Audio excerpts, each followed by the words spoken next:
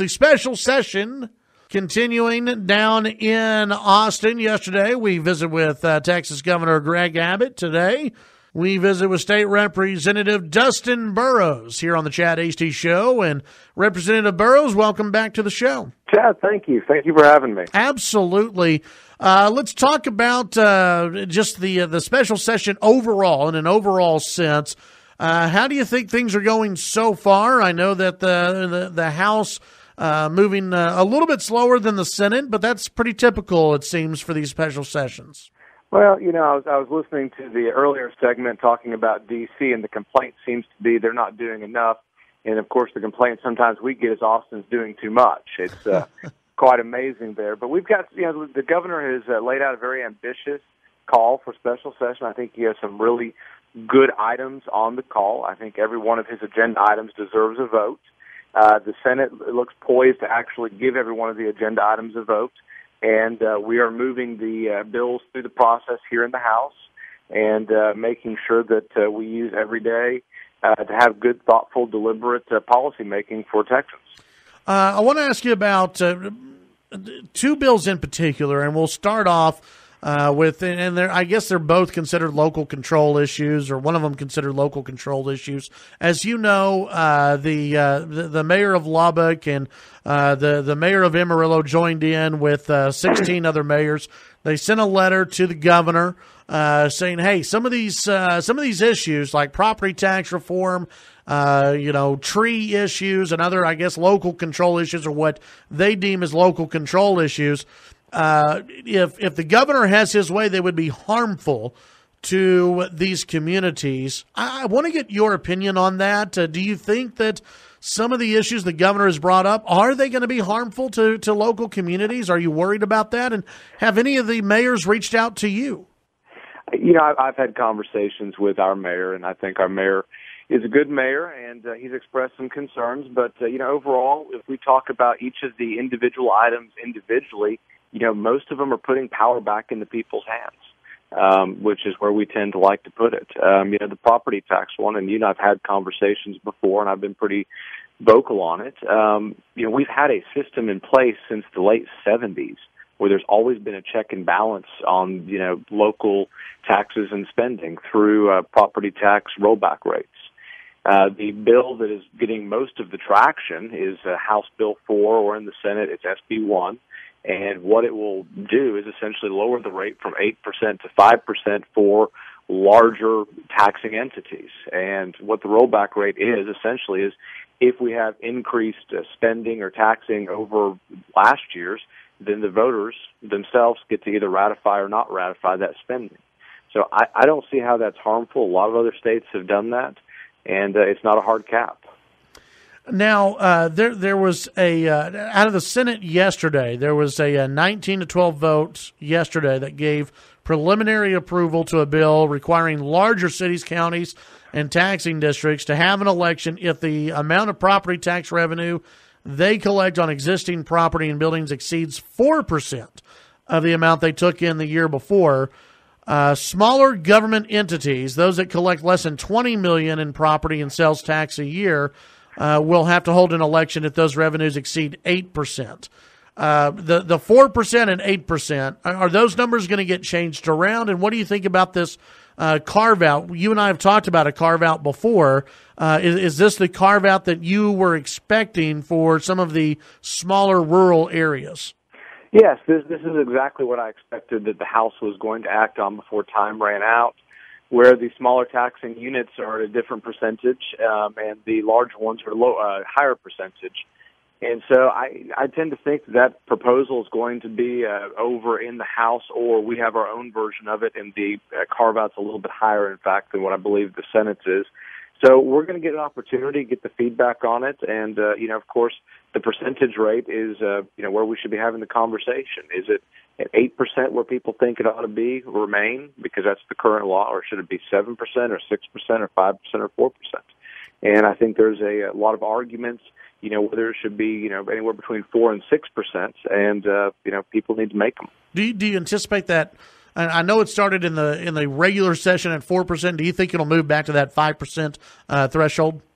Yes, I do. I think it's going to be 5 and 8%. Okay.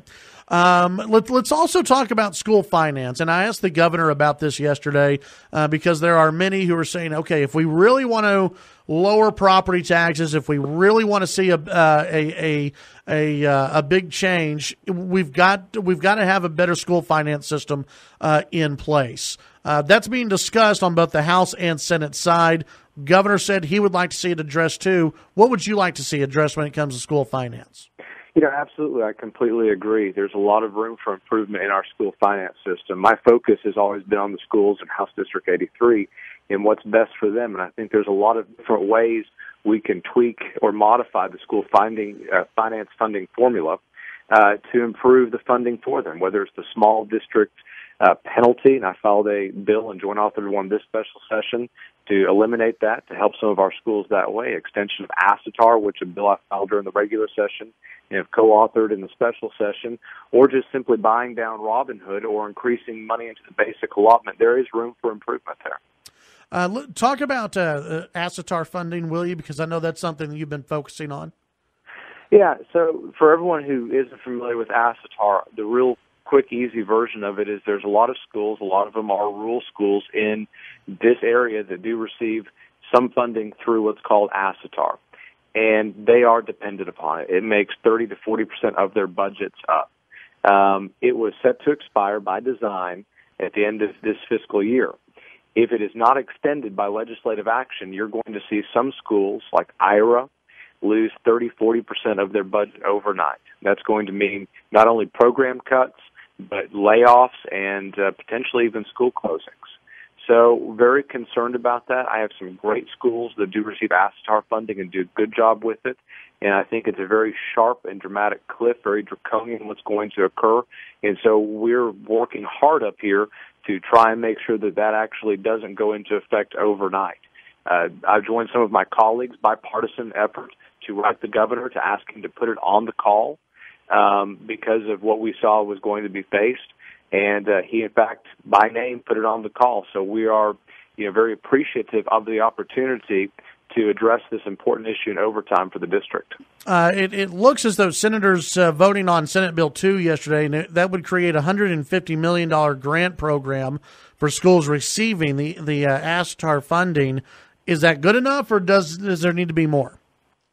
I have not actually looked at Senate Bill 2. I understand there may be some issues with which of the ASETAR schools can receive it. So there's a bill over in the House Bill 22, that Ken King is the primary author of, another West Texas rep I have co-authored. That's the bill that I'm hoping to see move through. When I get a chance to compare House Bill 22 to Senate Bill 2, we'll see what the differences are. But, I'm hopeful this 22 over in the House is what makes it through. Before we just kind of talk about more special session and just in general, one thing with SB 2, and it's been framed in some different headlines as vouchers were approved in this, school choice. It seems like to me it's a much smaller program. It would subsidize private school tuition for students with disabilities, which is different than previous versions that would have had vouchers or education savings accounts for, generally available for more students. This would just be for students with disabilities. What are your thoughts on that? I understand that there are people who think that is the panacea for the issues. That bill has, I guess it deserves to be heard over here in the Texas House. My focus is going to remain on ASETAR funding, on eliminating the small school penalty, buying down Robin Hood, and helping with the basic allotment for the schools in my district and the students and the parents in the district. Certainly welcome the conversation, but it's not a priority for me. The bathroom bill. Anytime I have an elected official on, I've got to ask about the bathroom bill. The House Speaker said in an interview yesterday with a media outlet, I believe in Austin, that he doesn't believe that the bathroom bill is good for Texas. You've had other lawmakers who have come out and said it is good for Texas, including the lieutenant governor and the governor. What's going to happen with this? Is this going to be heard on the House floor, or is it just too early to tell? I'll put it this way, Chad. I think it deserves to be heard on the House floor. There's been so much talk about it all during session. I think that the voters and constituents need to know where their elected officials stand. I'm not telling you it's the most important issue that we're going to deal with in a special session, but, at this point in time, I haven't done an interview where someone hasn't asked me about the bathroom bill, so I'd rather just go ahead and have the vote on it and, let the chips fall where they may. Okay, before I let you go, last question on this. I asked the governor yesterday if he was happy with the pace of how everything was moving. He seemed pretty happy. What about you as a rep who's actually there on the floor? Are you happy with the pace of how everything's moving? At this point in time, we're not. We can still pass, and we can still consider all of the items on the call and some other good legislation. So. We're where we, need to be. I'm excited. I hope we get some more bills later on the floor this week. And, moving forward, there's some really good ideas and really important legislation on this call that we need to pass for taxpayers, property taxpayers, and for our school districts. Representative Dustin Burrows, as always, appreciate your time. And I'm sure we'll visit again before this special session is even close to being done. Happy to do it. Thanks, Chad. Thank you. That's State Representative Dustin Burrows here on the Chad Hasty Show.